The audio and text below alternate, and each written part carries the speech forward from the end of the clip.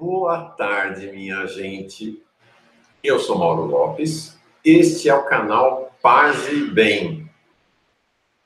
Hoje nós vamos ter uma conversa muito especial, muito amorosa. Acho que todo mundo vai gostar, acho que você vai gostar, vai se emocionar e vai conhecer um pouco de uma gente que é muito desconhecida da imensa maioria dos brasileiros, os anglicanos.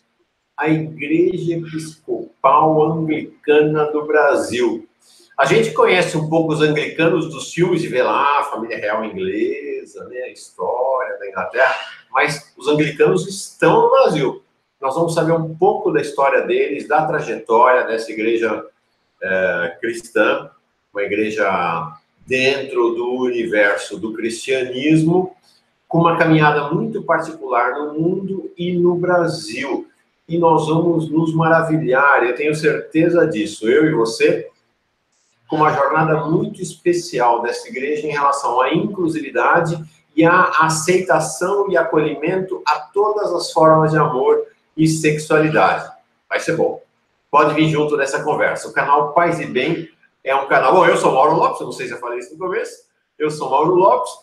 Eu estou acompanhando tudo isso para ir esquentando aí, para ir criando a expectativa em relação a quem vai conversar com a gente. Está aqui conosco, como testemunha da conversa, uma protagonista muito importante do canal Paz e Bem, a nossa Orquídea, que cresce cada dia mais a olhos vistos, vai acompanhar e abençoar a nossa conversa. E o canal Paz e Bem é um canal que existe irmanado com a TV 247. Então, esta conversa está sendo transmitida ao vivo pelo canal Paz e Bem, vai ficar disponível no canal para todo sempre, e vai ser retransmitida mais adiante, mais tarde, ainda hoje ou amanhã, pela TV 247. Deu para esquentar? Agora vou contar quem está com a gente. É o reverendo Eduardo Henrique, da Igreja Episcopal Anglicana do Brasil, reverendo lá em Olinda, em Pernambuco. Boa tarde, reverendo Eduardo Henrique. Já é um bom amigo. Boa tarde a todos. Deus nos abençoe. Muito bem chegado. Olha, eu estou abrindo aqui para que as pessoas possam participar dessa conversa. Já estou vendo aqui, reverendo, olha... O Fernando Antônio de Rezende está aqui dizendo boa tarde. As irmãs Cris e G, muito amigas do canal Paz e Bem. Acho que você as conhece, não é? Uhum. Das transmissões do Paz e Bem. A Regina Parens, a Felipe Assistir, a Neide Lopes Martins, Sandra Chaves, Aparecida Peixoto, o Carlos Eduardo Nascimento de Moura, a Gedine, Rosana Baesso, daqui de São Paulo, no Jaçanã, Núbia Bentes, boa tarde. Alfredo Barbeta, boa noite, meu irmão reverendo Eduardo. Acho que já tem uma turma da sua turma aí. Tem gente da minha turma, sim. Barbeta é lá do Maranhão. Ah, legal, que legal, do Maranhão. Então, Alfredo, lá do Maranhão. Maria Lúcia está aqui com a gente sempre, o Hilder Albuquerque, Francisco, a Diva, Maria Margarete Costa, muito querida, Rosane Cross, Elmana Gouveia, mãe, só gente muito, muito amorosa, afetiva e acho que disponível para essa nossa conversa. Isso. Reverendo Eduardo Henrique. Olha, eu vou dizer para vocês o seguinte, eu vou abandonar desde já o reverendo, de vez em quando eu vou lembrar que nós estamos conversando com o reverendo, mas vou chamar ele de Eduardo Henrique, que é como eu o conheço. Nós nos conhecemos por conta do canal Paz e Bem. O canal Paz e Bem existe há 56 dias. Nos conhecemos nessa caminhada do canal Paz e Bem. Não nos conhecíamos antes. E vou dizer para vocês. Sabe aquele... Tem um filme que chama Nunca Te Vi, Sempre Te Amei. Pelas conversas. Mas é verdade. Uma relação de amizade muito amorosa nesses quase 2 meses aí de conhecimento mútuo. Essa é a nossa curta história, né, Eduardo Henrique? É uma história de encontro e reconhecimento, né? O canal Paz e Bem tem sido um espaço de meditação, de reflexão do meu cotidiano. Isso tem ajudado a mim e também ajudado a outras pessoas. Eu sinto que é um espaço realmente de partilha, de vivência, de convergência, e um mundo de paz e justiça, né? Diante desse panorama adverso que se apresenta hoje no Brasil e no mundo, infelizmente. Eu estou adorando, imagino que vocês também, esta musicalidade do sotaque nordestino, já estou... Isso já está fazendo a diferença na nossa conversa. A Maria Lúcia aqui está dizendo aqui que ela é completamente ignorante sobre a doutrina anglicana. Eu também. E a Bela Cris está dizendo, Maria Lúcia, eu também estou muito curiosa. Então, queria começar contigo, reverendo Eduardo Henrique amigo, um pouco sobre a história da igreja anglicana, porque aquilo que nos chega de informação é que essa igreja começou com o divórcio do rei Henrique VIII, que o Papa não autorizou que ele se divorciasse da Ana Aragão. Como é que é a história desta igreja, de maneira, claro, resumida, mas conta para nós um pouco a história da igreja anglicana. Quer dizer, a igreja anglicana surge dentro do espaço das Ilhas Britânicas, dentro, a gente sabe, através de missionários, né, de pessoas, e também de pessoas comuns que foram para lá. A partir do século II, possivelmente já tinha uma comunidade cristã. O que se sabe de verdade é que no século III, num concílio, em Arles, houve a presença de bispos anglicanos, quer dizer, bispos da igreja da Inglaterra. Então, já existia uma igreja lá, né? Onde tem bispos, tem igreja. Mas dentro do universo do que chamaríamos de... do cristianismo. Naquela época era uma igreja só. Ainda acho que não tinha nem havido no século II, nem a divisão entre Oriente e Ocidente. Dentro da igreja católica, vamos chamar assim. Sim, né? Isso. E aí, essa igreja se depara com um universo cultural local, não é, dos povos celtas que moravam lá, e aí vai se criar uma igreja com características desse povo, não é? Uma igreja entre os celtas. Isso vai ser de uma riqueza enorme, porque os celtas têm uma sabedoria e uma cultura riquíssima, não é? A partir daí, essa igreja vai continuando. As invasões dos saxões, dos anglos, há um problema com há um conflito com esse povo local e com essa igreja local, né, das invasões bárbaras. E aí, o que acontece aqui? O que acontece é que, por conta disso, essa igreja ela vai sofrer um processo de desorganização, desestruturação. De um lado vem as missões de lá do norte, não é? Essas missões são missões motivadas pela igreja entre os celtas, e passo a isso, lá pelo século V, o Papa Gregório Magno vai mandar uma missão para lá, e um monge, junto com outros, Agostinho vai chegar e ele vai ele vai ser sagrado bispo, e Agostinho, ele vai estabelecer a sé em Cantuária. Vai ser o primeiro a ser bispo de Cantuária. Né? E essa igreja que surge da missão romana, latina, junto com essa, não é? Porque eles vão se deparar com algumas comunidades, a missão dos celtas. Então, vai haver um choque cultural, um choque de mentalidades. De um lado, uma igreja que tinha vivido numa ilha, por conta disso, tinha preservado uma série de costumes e hábitos e sincretismo, né?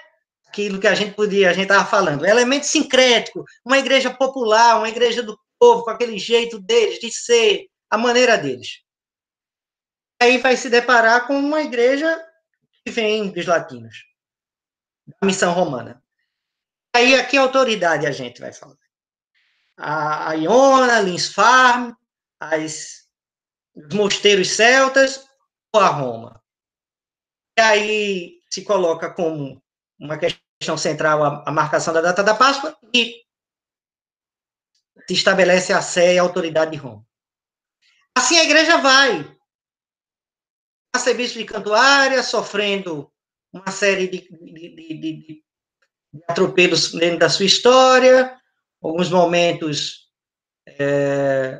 mais tranquilidade, outros nem tanto. Quando é exatamente no século XVI, surge o espaço da Reforma Protestante.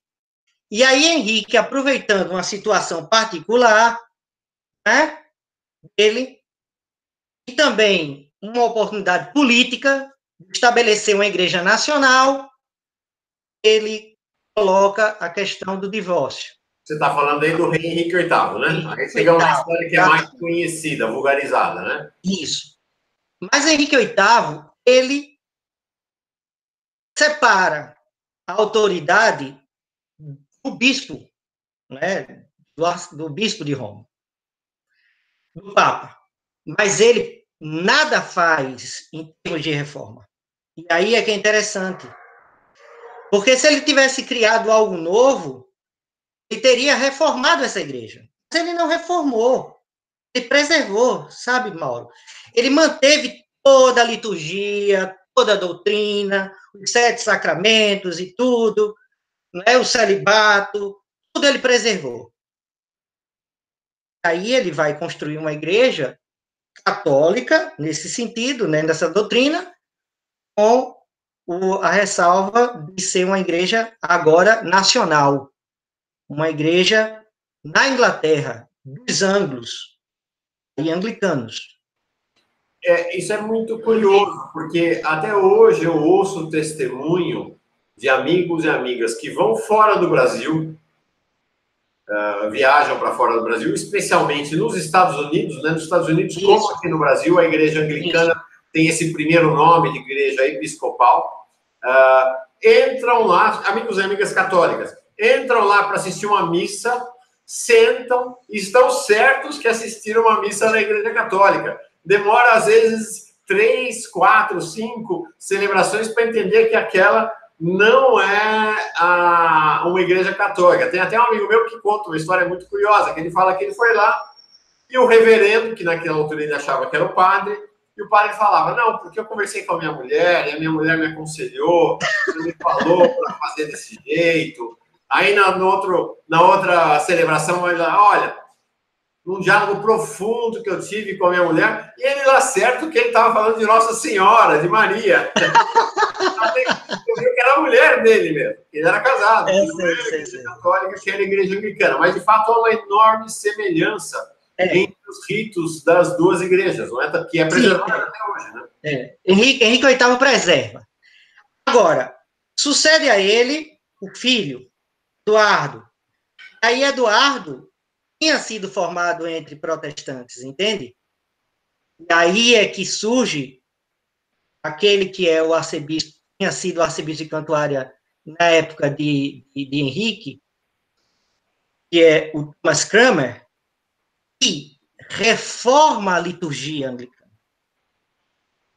E aí pega todo o material que se tinha disponível à época, liturgias medievais, de igreja reformada, luterana, e ele vai construir aquilo que a gente usa até hoje, o livro de oração comum. Esse livro é um livro de oração comum porque é para todas as pessoas. Ele entregou a liturgia na mão, em língua inglesa, para que as pessoas pudessem participar. Isso acontece, mas ele morre muito cedo, Eduardo. E aí sucede a ele Maria I, que era filha de Catarina de Aragão, a católica. Então começa todo o processo de perseguição. Mas nesse processo de perseguição, ela também morre muito cedo por conta de uma doença. E aí sucede aquela que a gente pode dizer, começa realmente a identidade anglicana. Elizabeth I, ela vai, com muita astúcia, não é? Com muito jogo de cintura, construir aquilo que a gente convenciona chamar de via média, que nós, anglicanos nos entendemos. Quer dizer, uma igreja católica naquilo que é essencial, a fé, os credos, os sacramentos, o episcopado histórico, não é? A Bíblia como referência para a salvação, isso é essencial.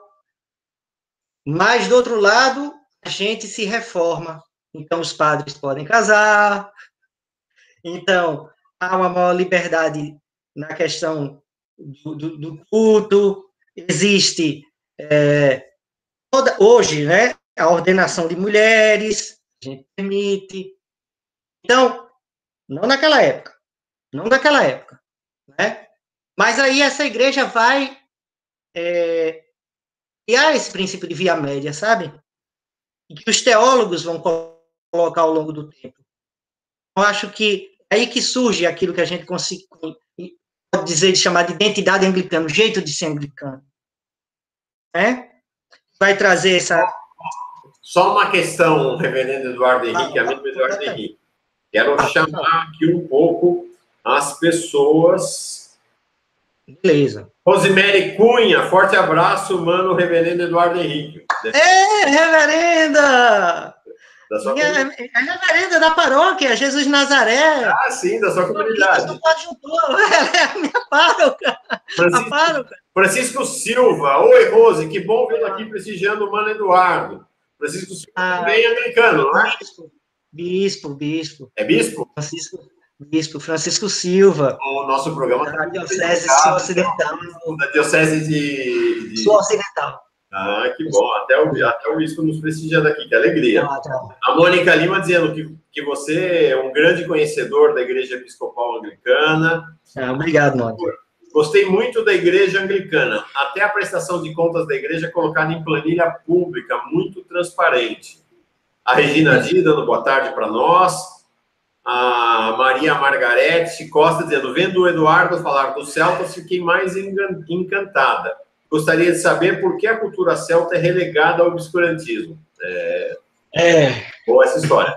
A Silvia Santos, boa tarde, gente. Cheguei a tempo de entrar ao vivo. Clênia Fonseca, dando parabéns. Secretária diocesana, minha amiga. A Regina dizendo, Maria Margarete, a cultura celta destaca o poder das mulheres, sacerdotisas, consideradas bruxas, que são execradas. Olha aqui, o Francisco Silva, o bispo Francisco Silva, é bispo em Santa Maria, no Rio Grande do Sul. Uma alegria estar com você, uma alegria tê-lo entre nós. Então, bispo Francisco Silva, a Marta Werneck, agradecendo aqui, sempre bom saber mais sobre nossa espiritualidade. A Núbia dizendo, o nosso canal está muito bem visitado hoje, todo dia.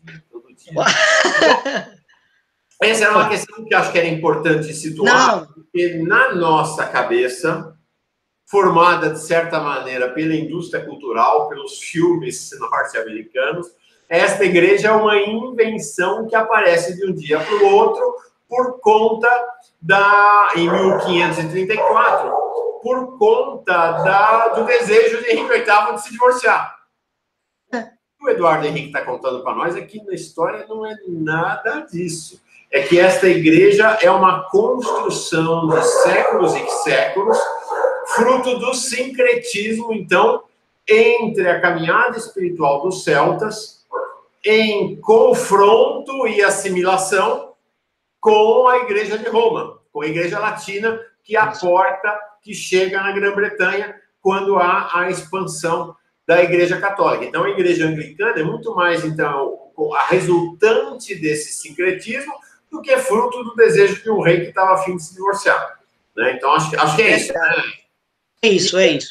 Eu tenho uma caminhada diversa e uma caminhada dentro da tradição da meditação, da contemplação cristã, da meditação cristã, há uma longuíssima tradição que vem da igreja dos celtas, do silêncio, da contemplação, da meditação. Há monges enraizados na cultura celta que são grandes formuladores da ideia do silêncio e da meditação no contexto do cristianismo. Não é isso não, Eduardo Henrique? Com certeza. Eu acho que são os grandes mestres dessa espiritualidade, né? Daquilo que a gente poderia chamar de do martírio verde, não é? O martírio dentro das florestas, dentro do espaço da natureza. Isso deixou uma marca profunda na igreja anglicana, né? Na comunhão anglicana, né? E é a percepção de que a natureza, ela também participa com a encarnação do Cristo, né? E tudo resplandece, e tudo é espaço, e dentro desse sentido, a gente poderia até, sem titubear, ver as pontes entre essa tradição e o franciscanismo, e Francisco de Assis, não é? E os celtas tinham essa percepção também dos elementos da natureza como elementos do sagrado, manifestação de Deus também, aquilo que a teologia ortodoxa, e nesse sentido a gente dialoga também muito fortemente com ela, é esse elemento das energias incriadas de Deus, das formas de Deus presente na natureza.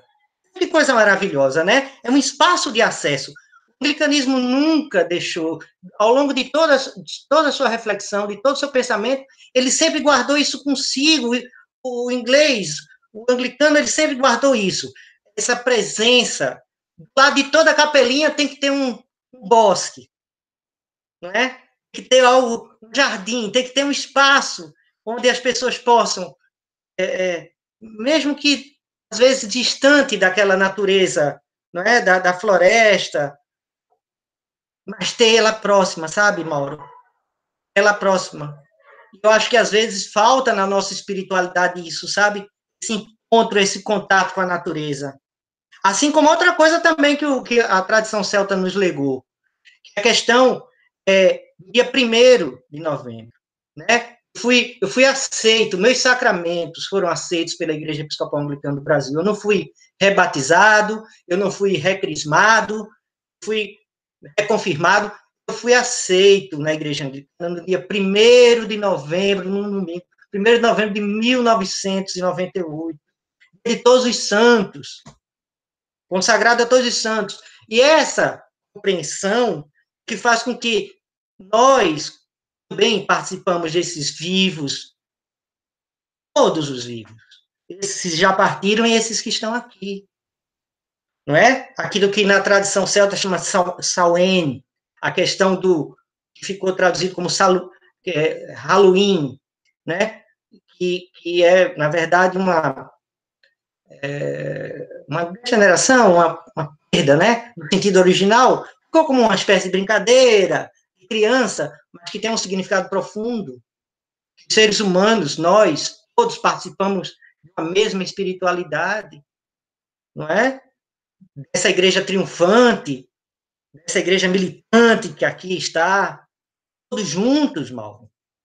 Isso é algo que precisa ser resgatado em nossa espiritualidade. Nós não estamos sozinhos. E é muito participando dessa comunhão. Muito interessante, né? Porque essa ideia, essa dimensão da comunhão que extravasa os limites da humanidade e abarca toda a criação é o que há de mais atual hoje, né? Hoje, então, os anglicanos trazem, São Francisco traz, o candomblé traz, o Santo Daime traz. Há essa ideia, né, que é hoje diversa, mas que converge para a ideia desta comunhão planetária e até cósmica, e que, no caso dos anglicanos, está muito originada nesta cultura celta, e que vai fazer o caminho de encontro com este, como você falou, o espaço verde, né, o espaço da natureza, no silêncio. Isso. É no silêncio que se dá a oração que nos permite escutar a criação na natureza, não é? Então, Exato. essa é a tradição da meditação dos celtas, né, Eduardo? Isso. Eles sempre buscaram lugares remotos, não é? Se você vê os mosteiros, os cemitérios, eram lugares distantes, e eles ficavam lá, não é? Na meditação, na contemplação, no silêncio, algo que também precisa ser resgatado, não é? Vivemos no mundo povoado de palavras, e essas palavras, às vezes, nos deixam vazios, né? Quando o silêncio, na verdade, nos habita, né? Sou um apaixonado pela meditação cristã, também participo, e acho que é uma coisa muito importante a gente resgatar, sabe? Esse silêncio, até para se fortalecer para as lutas e batalhas do cotidiano. O Sérgio Nery está nos lembrando aqui que para o Papa Francisco integra essa grande corrente, né? Claro. O amor é deslocado para todas as criações de Deus. Isso está na Laudato Si, a grande encíclica do Papa Francisco, voltada... Dizem que é voltada para o meio ambiente, mas é mais do que essa expressão meio vulgarizada do meio ambiente. É a encíclica do Papa Francisco voltada para a nossa casa comum, para a Mãe Terra, Pachamama. Acho que essa é a grande encíclica, né? É a grande contribuição do papado do Papa Francisco.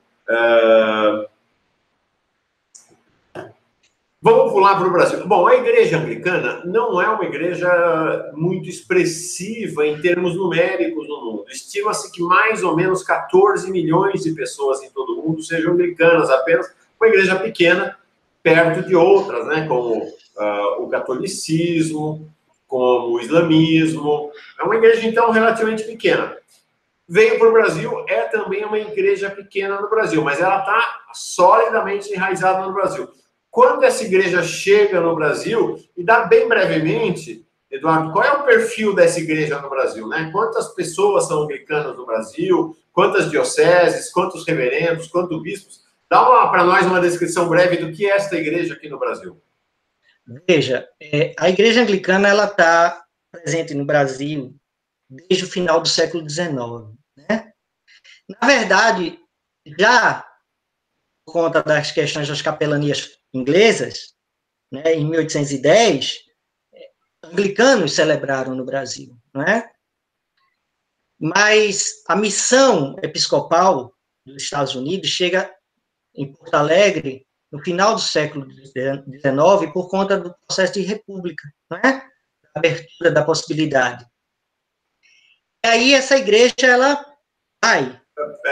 Vamos lá. Com a República, há a possibilidade de que outras igrejas, que não a Igreja Católica Apostólica Romana, entrassem no Brasil, não é isso? Exato. Ok. E aí, dentro disso, essa igreja vai ter um forte impulso missionário, ela vai se encontrar e ela vai não é, se perceber bem com outras ações, não é?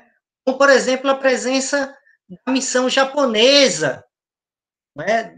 Do reverendo João Ito, não é? Lá em São Paulo, junto aos japoneses, na colônia japonesa, não é?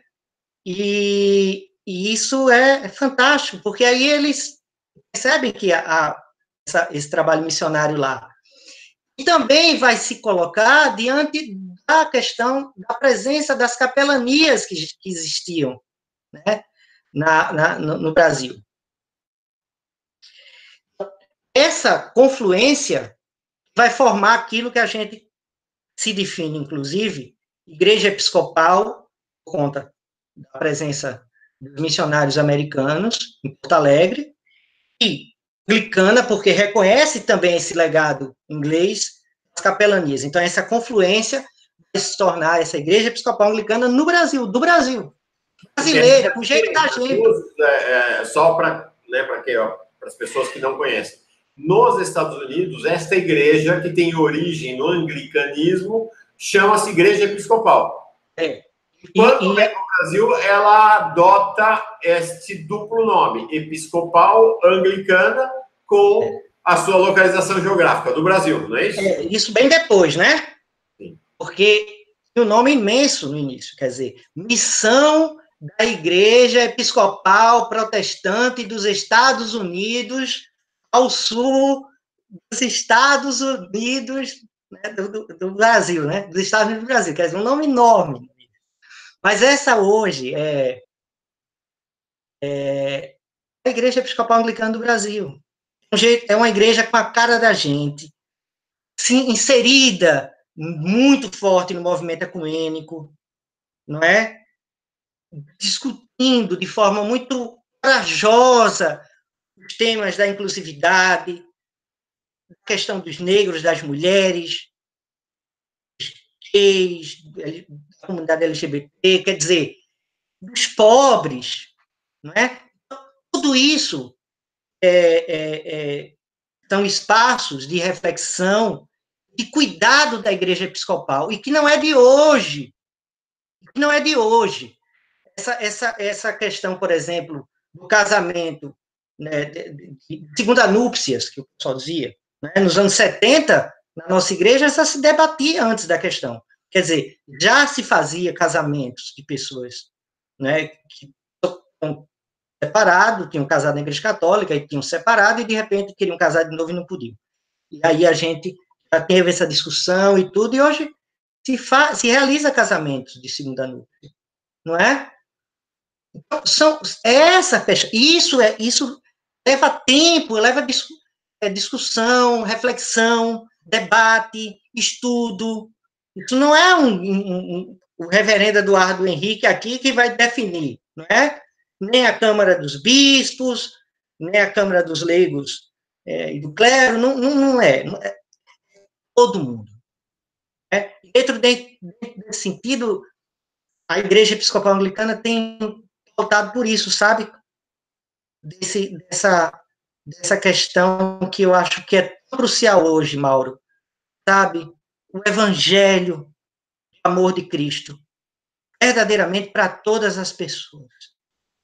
Antes de entrar no que parece, eu ia falar, parece ser o núcleo central da nossa conversa, mas tudo é tão central nessa conversa que a gente está tendo, né?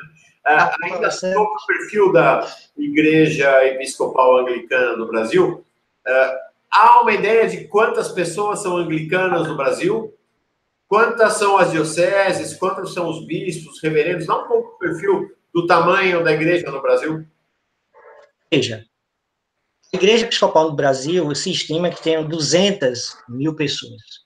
Não é uma igreja de grande quantidade. Não é? Ela está definida em 11 dioceses, né? E um distrito missionário, né? Essa igreja, ela se apresenta muito dispersa no Brasil. Por exemplo, a Diocese Anglicana do Recife, ela ocupa a região nordeste do Brasil. É uma região muito grande, não é? Lá Maranhão até a Bahia. Então, tem a Diocese Anglicana da Amazônia, a Diocese de Brasília, a Diocese Anglicana de Brasília, São Paulo, Rio, não é? E essas dioceses, elas têm seus bispos. E a Diocese Anglicana da Amazônia, recentemente, num concílio com leigos e clero, escolheu uma bispa, né? A anteriormente reverenda Marinês Bassotto, hoje bispa Marinês, né? Ela é uma mulher e ela é a primeira bispa da Igreja Anglicana no Brasil? No Brasil, a primeira bispa. Agora, em outras igrejas anglicanas espalhadas no mundo, já se teve, né? Então, a história da presença das mulheres na igreja no Brasil, no mundo, é longa, não é?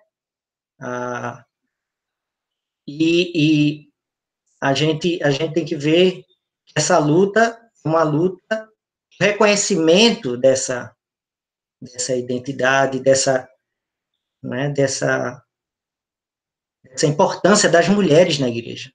Né? Não adianta só as mulheres ser lideranças e participarem da igreja, elas precisam participar das decisões das instâncias do poder, não é? É nesse sentido também que a gente precisa desse poder compartilhado entre todos, inclusive também entre os leigos, né? A gente tem essa compreensão de que não é o clero só que manda na igreja. Os leigos têm voz e vez, né? Dentro dos espaços. Esse caráter, sabe, que às vezes é muito difícil algumas pessoas compreender em nossa igreja, e que é a nossa riqueza. Às vezes a gente estava falando, né? Às vezes as pessoas querem uma autoridade, né? Centralizada, de cima, que decida, que fale, que diga como nós devemos nos comportar. Mas aí a gente diz, não, olha, é preciso a gente discutir essas questões, vamos amadurecer, vamos bater papo, não precisa necessariamente a gente excluir, mas vamos tentar entender a sua posição para que a gente possa amadurecer conjuntamente. Isso tem sido uma prática da nossa igreja. Muita gente falando aqui, muita gente mesmo, uma alegria.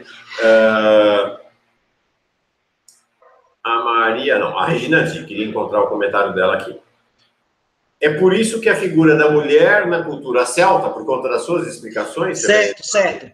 É tão importante. A natureza é feminina, a gravidez, o parto, são natureza. E a fertilidade é sagrada.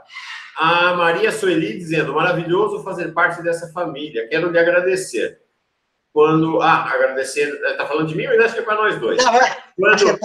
Quando ao amanhecer encontrar você e ouvir, com um sorriso acolhedor, otimista sempre, um grande abraço fraterno. Legal, Maria. Obrigado. Legal. Mônica Lima, que bom fazer parte dessa igreja tão acolhedora e inclusiva. Obrigada, Mauro, por essa oportunidade de ouvirmos um pouco sobre a Igreja Episcopal Anglicana. Então, a Mônica é anglicana. Está conversando. Ela é da paróquia lá. Legal. A Silvia Santos, também, irmanada aqui com a gente. O bispo anglicano de Santa Maria, Eduardo Silva, falando, né, dessa ideia da unidade na diversidade, né? Unidade na diversidade como uma ideia central na igreja anglicana. A Nina Flor dizendo assim, a igreja anglicana me parece muito atualizada e atende à espiritualidade dos dias atuais. Não ficou estagnada no tempo. Quero trazer agora para você, reverendo Eduardo Henrique, duas perguntas que estão fazendo aqui, e depois vamos seguir adiante, que eu quero tratar de dois temas. Inserção da igreja anglicana na vida política do Brasil. Esse é um tema bem importante mesmo, na dinâmica da política brasileira. E quero falar de algo que é um tema central nessa conversa hoje, foi até o start, como se diz, o motivador dessa conversa, que é a questão do acolhimento que a igreja anglicana faz de todas as formas de amor e de expressão da sexualidade. Muitíssimo importante no contexto do Brasil de hoje, nesse cenário regressivo do regime neofascista do Bolsonaro. Bom, duas questões, então. A primeira, da Marilza Coelho. Anglicana é igual à luterana? Não. São nossos irmãos, né? Compartilham esse espírito da reforma. Os luteranos nascem lá na reforma, na Alemanha, em Lutero, a igreja anglicana na Inglaterra, com outras características, né? E muitas coisas em comum mesmo, mas temos uma caminhada própria, né? E também é um grande parceiro na questão ecumênica.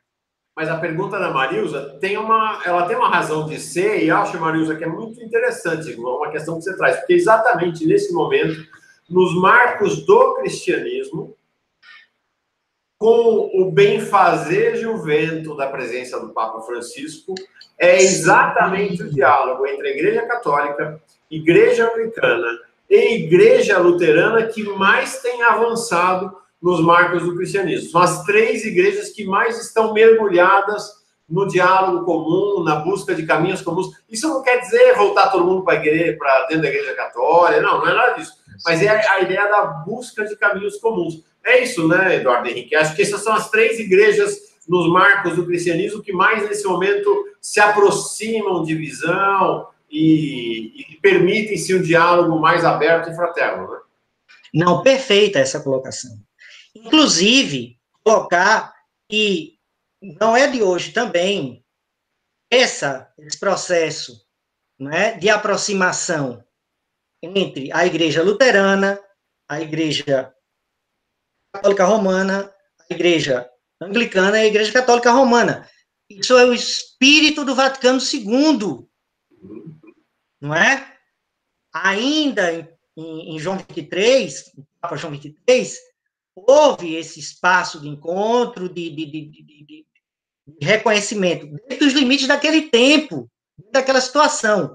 E que hoje, que foi, né, indas e vindas, com o papado anterior de Bento XVI, houve uma esfriada, mas que com Francisco há um renascer, né? Há um reconhecimento dessa caminhada comum, não é?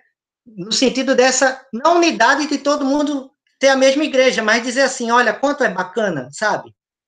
A gente vê que a nossa história se deu ao longo do tempo, vocês em separado, mas ao mesmo tempo a gente é tudo irmão e irmã em Cristo Jesus. O Papa Francisco nos visitou a paróquia da igreja, né, episcopal lá em Roma, igreja anglicana lá em Roma, e na paróquia ele abençoou um ícone, ele fez a bênção de um ícone e fez uma oração em torno da pia batismal. É simbólico, em torno do batismo. Nós nos reconhecemos como unidade. Não é? O Papa foi para a paróquia dos anglicanos, foi recebido pelo pároco.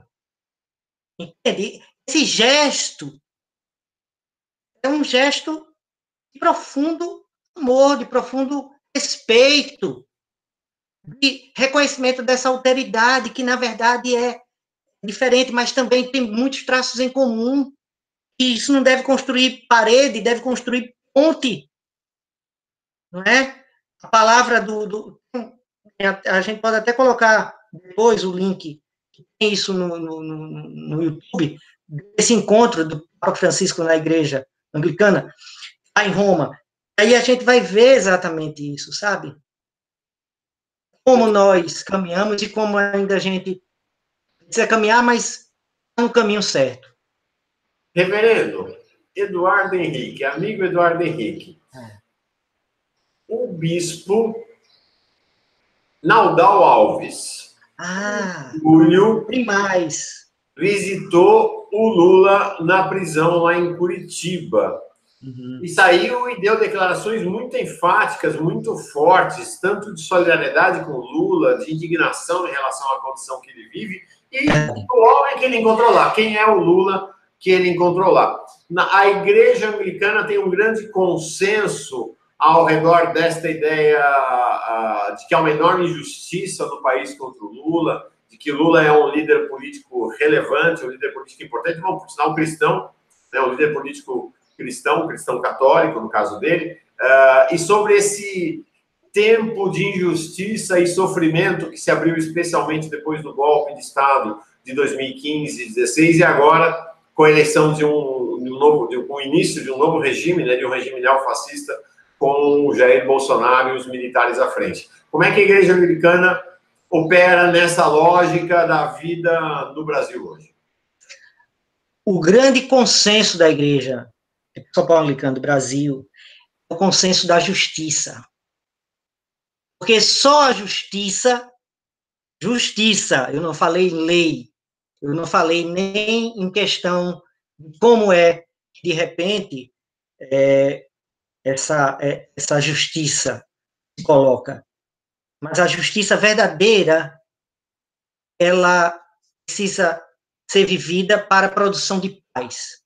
O que nós temos aí em relação a Lula, né, o presidente Lula, é um caso de não aplicação dessa justiça, não é?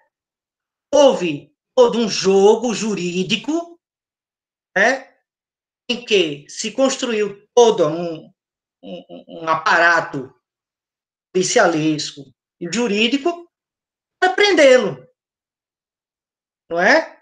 A gente precisa compreender que isso é algo muito grave, porque isso atenta às instituições. E aí há um princípio de injustiça, sim. As questões de segunda instância, eu não sou um jurista, não sou mas fica claro que essas leis e a Constituição estão sendo respeitadas. O que vale para Lula, vale para todas as pessoas. E aí a gente começa a ver, na verdade, isso se dá através dos interesses políticos. Muita tranquilidade.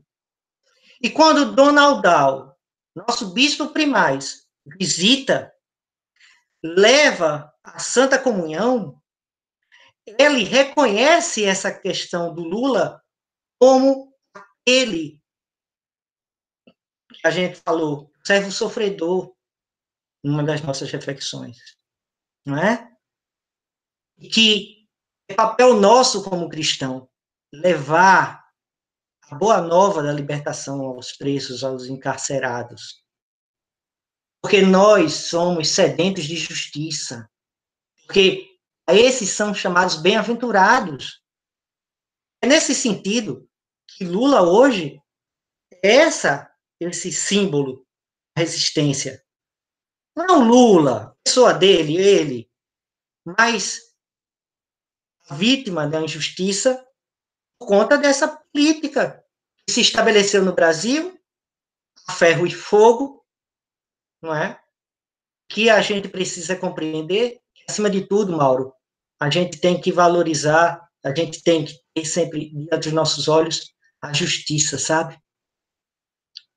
Quando a injustiça é praticada, a gente aborda o tema da prisão do Lula a partir da sua visão da relação, da sua relação com a pobreza e com o universo dos pobres no Brasil, é isso? Sim, sim. Porque a gente vai ver, por exemplo, que qual o projeto que se apresenta, né, a partir da prisão de Lula, dentro desse processo do golpe que foi estabelecido, desse grande processo, não é, que foi se colocado no Brasil nos últimos anos. É o esvaziamento, não é, dessa política de inclusão, dessa política de direitos humanos, dessa política de justiça social, desse projeto realmente chegar aos mais pobres, aos mais carentes, não é? Então, a gente vai começar a ver, isso é o fundo que está aprisionado, não é? Ele é um perigo, né, para esse projeto. Então, a forma de fazer é manter ele preso. Bom, queria falar uma coisa como católico. É uma enorme alegria ter visto o bispo primaz da Igreja Anglicana visitando Lula na cadeia em julho. Fiquei muito emocionado quando vi o vídeo dele à saída da cela e aí conversando com as pessoas e falando de ter ido dar comunhão e ter saudade. mas me deu uma vergonha tão grande como católico. Não, tudo bem. Houve lideranças importantes da Igreja Católica que foram lá visitar o Lula. Frei Beto esteve lá, Frei Leonardo Boff esteve lá, Padre Júlio Lancelotti esteve lá, outros padres, irmãos, irmãs estiveram lá com o Lula. Nenhum bispo da Igreja Católica visitou o Lula até hoje lá em Curitiba. Muito menos uma delegação da Conferência Nacional dos Bispos do Brasil, da CNBB. É uma vergonha, é um vexame, é algo...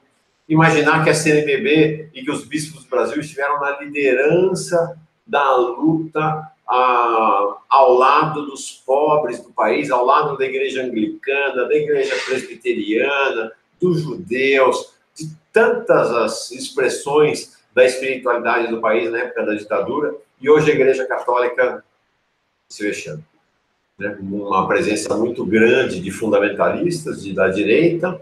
Hoje, Bolsonaro divulgou o vídeo para falar de armas de um padre fundamentalista de extrema direita como ele, amigo do Olavo de Carvalho, que é o padre Paulo Ricardo, defendendo o porte de armas, defendendo o direito à violência, defendendo o direito de matar as pessoas. Um negócio assim inacreditável, asqueroso. Por sinal, tem uma foto desse padre Paulo Ricardo ao lado do Olavo de Carvalho, ambos, cada um segurando uma carabina. Uma vergonha para a Igreja Católica brasileira, a Igreja Católica do Brasil, que teve momentos de uma caminhada tão bonita. Então, eu saúdo, me alegra que a Igreja Anglicana tenha estado lá com Lula na figura de seu bispo primaz, Dom Naldal. Bom, não vou te colocar nessa fria, não. Esse assunto da Igreja Católica é aqui entre nós, a Igreja Católica. Não vou ficar se colocando aqui para falar mal da Igreja Católica, não.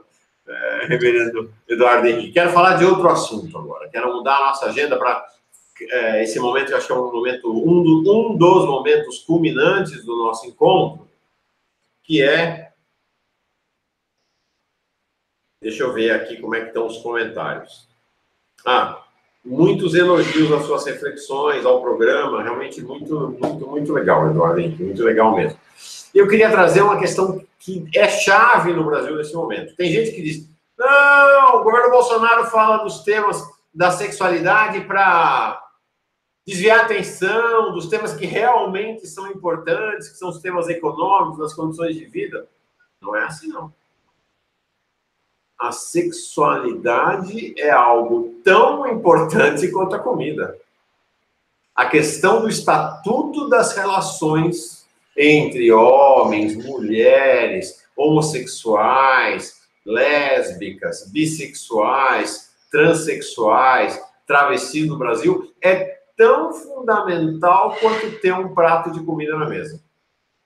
Porque diz respeito à nossa definição como humanidade no país, a nossa definição como civilização. E aí, a Igreja Anglicana tem muito a nos ensinar. Tem muito a nos ensinar. A foto que será, deixa eu mostrar para vocês aqui, a capa dessa nossa conversa, dessa nossa entrevista, que é algo que me emociona e que, de certa maneira, está na origem, realmente, das nossas conversas.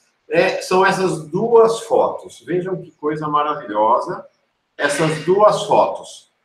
Aqui, esses dois homens, vocês estão vendo, de paletó azul, com essa menina no meio, reverendo Eduardo Henrique. O primeiro casamento oficial entre homossexuais ocorrido numa igreja chamada Igreja Cristã Histórica do Brasil. Né? Esse casamento foi oficiado pelo reverendo Eduardo Henrique agora, dia 22 de julho, não à toa no dia de Maria Madalena.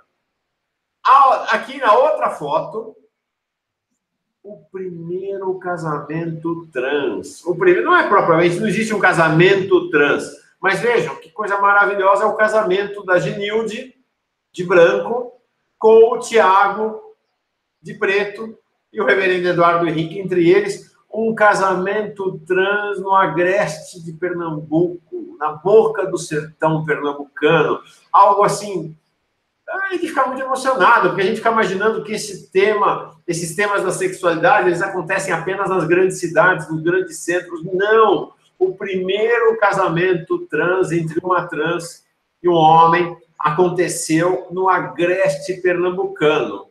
É maravilhoso, né? Essas fotos vão estar na capa dessa nossa entrevista e já combinamos, Reverendo Eduardo Henrique e eu, e a Genilde, que ela vai vir aqui conversar com a gente, né, sobre essa caminhada dela e o casamento e toda a jornada dela como transexual e o seu caminho de espiritualidade.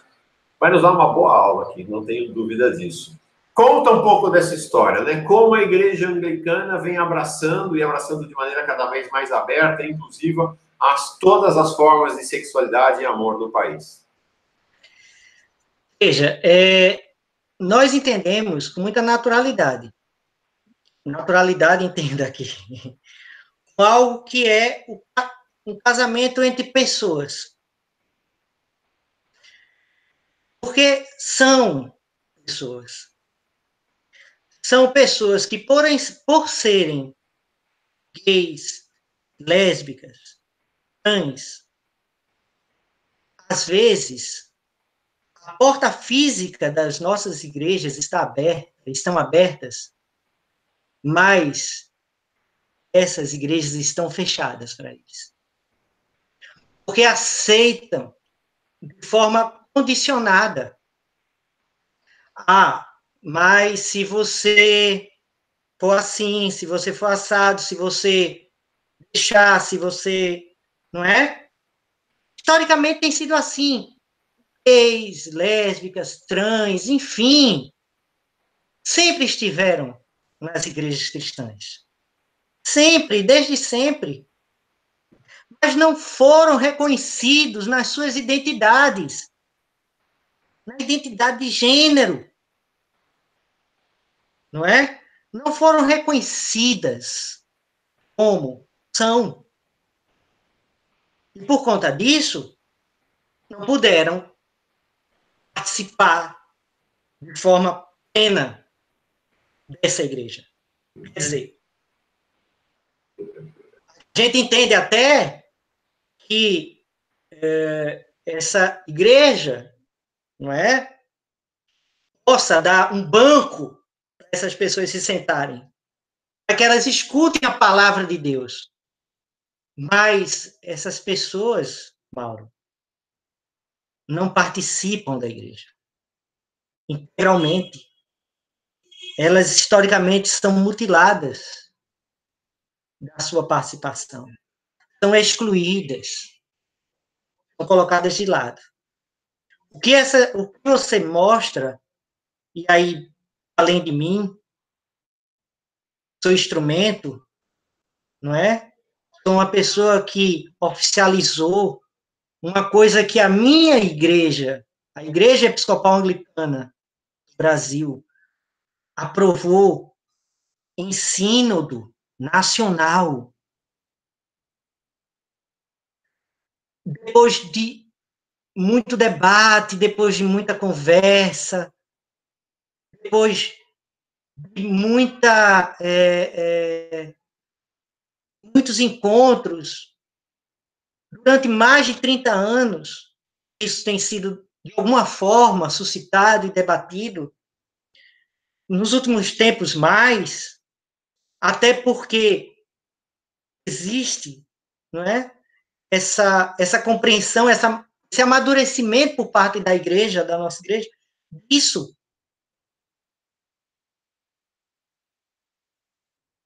é claro, de grupos na igreja, de mulheres, de gays, de negros, que levantam essa questão para a igreja com muita coragem, porque isso não é uma concessão que a igreja fez. A igreja não concedeu. Isso é uma conquista. Dentro dessa conquista, a igreja agora permite. Como a nossa liturgia, e volto a dizer, a nossa liturgia de oração comum que está aqui, tem o nosso lecionário, o nosso devocionário, as nossas devoções. Aqui tem... Cuidado, reverendo. É vermelho o seu livro. Eita, perigosíssimo. Aqui tem o rito do casamento. Aqui no rito de casamento, para héteros e para gays, lésbicas e trans, a mesma liturgia. Aqui está escrito, casamento entre duas pessoas. E é isso que é a riqueza, sabe? A gente não faz acepção de pessoas. De verdade. De verdade. Hoje eu posso dizer. A gente não faz. A gente não faz. Todos e todas são bem-vindos. É uma das definições mais resumidas e mais concisas, mais concentradas sobre a presença de Jesus e o ministério de Jesus, que São Pedro faz em Atos dos Apóstolos, é exatamente isso, né? Que Jesus não fazia acepção de pessoas, Jesus não discriminava ninguém. Incrível, né? Que as igrejas institucionais existem para discriminar, para fazer acepção. Aquilo que você está nos trazendo, reverendo Eduardo Henrique, é simplesmente um ensinamento original do cristianismo. Já aproveito para dizer, a Núbia bem dizendo aqui, reverendo Eduardo Henrique Esquecer iluminado. A Nina Flor, a Silvia Santos, todo mundo muito... eu estou muito emocionado. Essa conversa hoje está me emocionando muito. Quero registrar, deixa eu me localizar aqui, o bispo, onde está a palavra? O bispo Francisco Silva de Santa Maria aqui, afirmando e exclamando aqui, todas as formas de amor são legítimas.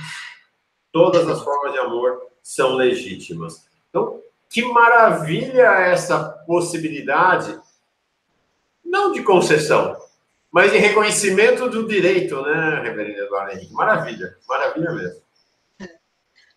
Porque é o reconhecimento de um direito evangélico. A gente reconhece o evangelho. A gente leva a sério o evangelho. A gente, aqui, assume, na sua radicalidade, no sentido próprio da palavra, da raiz dele, sabe? Aquela acolhida à mulher samaritana, está lá em João. Não vamos esquecer. Ele não diz, deixe de ser samaritana, vá ser judia. Não é? Porque o seu povo não presta, uma coisa assim. Você precisa ser modificada. Ele disse, vá e fale que o Messias anunciado chegou. Anuncia a boa nova, a água da vida, o pão da vida. É isso que a gente anuncia. Muita tranquilidade, não é? De forma muito serena, verdadeira, do nosso jeito, assumindo a nossa história, porque quando a gente fala dos celtas, aí volto a lembrar, quando a gente fala das mulheres, esse protagonismo das mulheres dentro dessa comunidade, a gente deve compreender que essas mulheres também tiveram protagonismo nessa igreja entre os celtas, ou não? Claro! Não é? Santa Brígida de Kildare, da Igreja do Carvalho, lá na Irlanda, uma abadesa, assim foi ela entendida. Mas por que não uma episcopa? Uma mulher que era liderança, não é? Então, a igreja reconhece, isso não é de agora, isso reconhece a sua tradição, a sua história. Na tradição do cristianismo, claro. Nas primeiras comunidades, talvez uma das maiores lideranças das primeiras comunidades rivalizava com Pedro na liderança da comunidade. Teve vários embates com Pedro nas discussões, nos diálogos, em relação aos rumos que a comunidade deveria ter adotado. O cristianismo acabou adotando uma vertente patriarcal, machista, mas a presença das mulheres está nas origens do cristianismo. eram as mulheres que acompanhavam e davam guarida e sustentavam Jesus, desde o começo. Isso. Maria Madalena, no nosso calendário cristão, entre santos e santas, ela tem status de apóstola. Ela é apóstola. Ela é apóstola. Então, a gente tem que reconhecer essa dignidade. Puxa, não Papa Paulo sabia VI já falava dela ser apóstola de apóstolos. Reverendo Eduardo Henrique não sabia disso. A igreja anglicana reconhece Maria Madalena como apóstola, então. Apóstola. A mesma dignidade dos outros. Assim, Paulo VI, Papa Paulo VI, catolicíssimo, romano, não é Papa, falava de ser apóstola de apóstolos. Isso não é uma coisa que a gente está inventando. A própria Igreja Ortodoxa chama de igual aos apóstolos. A gente coloca muita tranquilidade. Ele é apóstola, com todas as letras. Ah, mas só tinha 12. Sim, os 12 que estão lá no texto. Mas você tem que compreender que essa comunidade de apóstolos e apóstolas era muito mais ampla. Esses 12. Não é? Que a própria Bíblia também fala que mulheres seguiam a Cristo.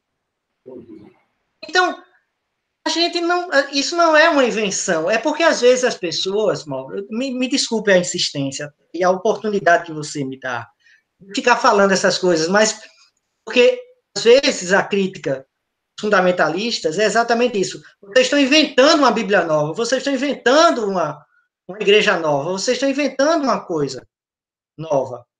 Não, a gente leva a sério essa tradição e essa história. Todo o patrimônio da igreja cristã nos é muito caro. Agora, a gente, como seguindo um preceito muito caro também a igreja anglicana, do Richard Hooke, teólogo anglicano, a gente sempre tem que, quando fazer, né, se pensar teologia, tem que levar em conta três pés, né? Três pernas, três. Tradição, a questão da Bíblia, mas também razão. Se perde uma dessas coisas, a gente se perde.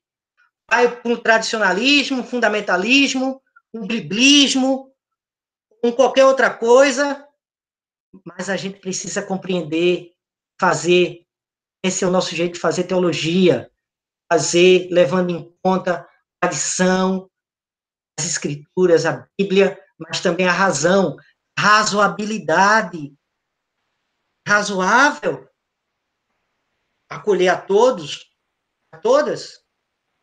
Claro que sim. Unidade na diversidade é razoável? É sim. O poder disperso? É sim. Isso é a nossa riqueza, entende? Maravilha, muito emocionante, estou emocionado. Ó, essa conversa a gente vai ter que parar, porque já deu, vai dar, daqui a pouco dá 1h30, 1h15 já.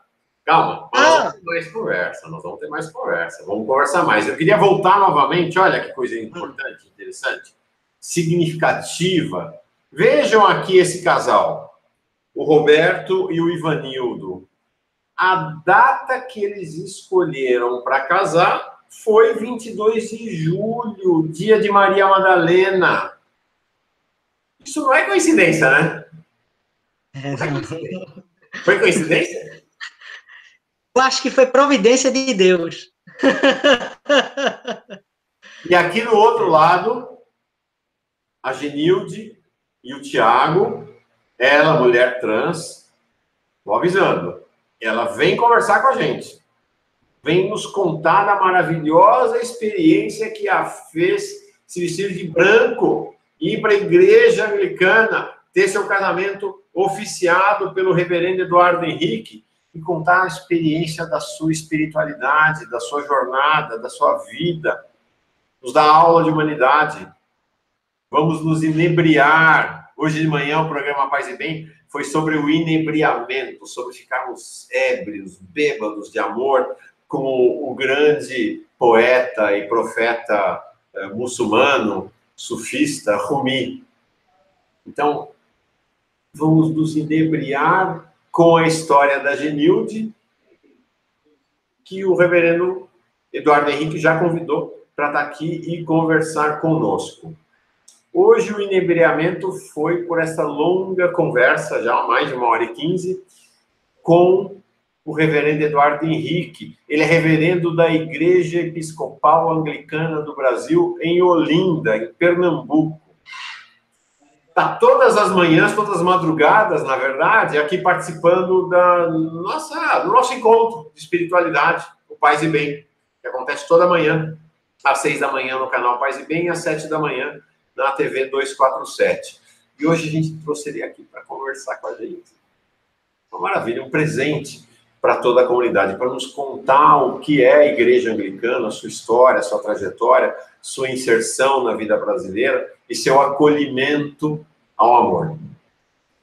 Eduardo Henrique, opa, trovejando, vem chuva hoje aqui, vem chuva hoje. Tá precisando, porque tá um calor daqueles aqui. Reverendo Eduardo Henrique, queria, assim, abrir a palavra para você se despedir da turma, suas últimas reflexões e deixar sua bênção sobre nós. Sim. Eu queria, antes de tudo, agradecer a oportunidade de falar sobre a Igreja Episcopal Anglicana do Brasil, não é? Essa igreja que é uma igreja de portas abertas, é uma igreja que reconhece como parte da Igreja Católica de Cristo. Uma parte, mas que dentro dessa parte busca ser fiel ao Evangelho. Eu queria agradecer a oportunidade, Mauro, e também lembrar com muito a gente colocasse no nosso coração em oração a família de Vitória.